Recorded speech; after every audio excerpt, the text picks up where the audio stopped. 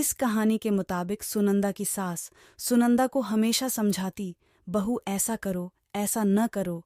नई नवेली बहू को थोड़े ही दिनों में अपनी सासू माँ से चिढ़ पैदा होने लगी।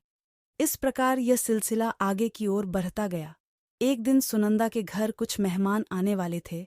सासू माँ बोली, बहू आज कुछ अच्छी अच्छी व्यंजन बनाओ और मेहमानों के लिए चाय नाश्ता का इंतजाम भी अच्छी तरह से होनी चाहिए। बस अब क्या था, इतना सुनते ही सुनंदा गुस्से से लाल हो गई। उसने जल भूनकर उस दिन तो काम किया, लेकिन उस दिन के बाद सुनंदा ने चलना शुरू किया। सास जैसा कहती वह ठीक उसके विपरीत करती थी।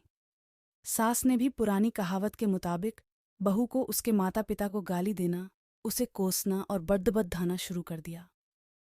दोनों सास बहू में आना कानी हमेशा चलता रहा था।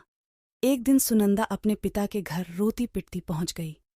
वह अपने पिता से बोली, पिताजी आप तो डॉक्टर हो, मुझे कुछ ऐसी दवा दीजिए जिसे खिलाकर वह बुढ़िया गूंगी हो जाए, क्योंकि वह मुझे गंदी गंदी गलियां देती हैं। इस पर पिताजी कुछ सोचते हुए बोले, बेटी मेरे पास एक ऐसी दवा है, लेकिन यह कड़छवा है, वो आसानी से नहीं खाएगी। इसलिए मैंने एक युक्ति सोची है। तुम हर रोज 1 महीने तक यह दवा अपनी सास को खाना में मिलाकर खिलाती रहना। ठीक 1 महीने में वह पूरी तरह गूंगी हो जाएगी। लेकिन हाँ, यह दवा थोड़ा कड़वा है, इसलिए तुम खाना इतना प्यार से खिलाना कि उसे पता ही ना चले।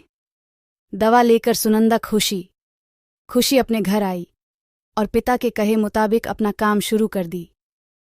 अब सास जो कुछ भी कहती उसे वह मानती और उलटकर जवाब भी नहीं देती, क्योंकि वह जानती थी कि बुढ़िया तो अब महीने भर में गूंगी होने वाली है, बोल ले जितना बोलना है। उसके बाद वह चैन से रहेंगी। अब हर रोज वह प्यार से चुटकी भर दवा खाना में मिलाकर प्यार से माँ जी को देती थी।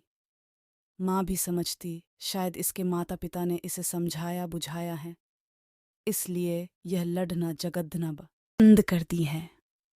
अब माँ जी भी बहू की खूब प्रसन्नता किया करती थी और बहू भी प्रसन्नता सुनकर प्यार बातें किया करती थी।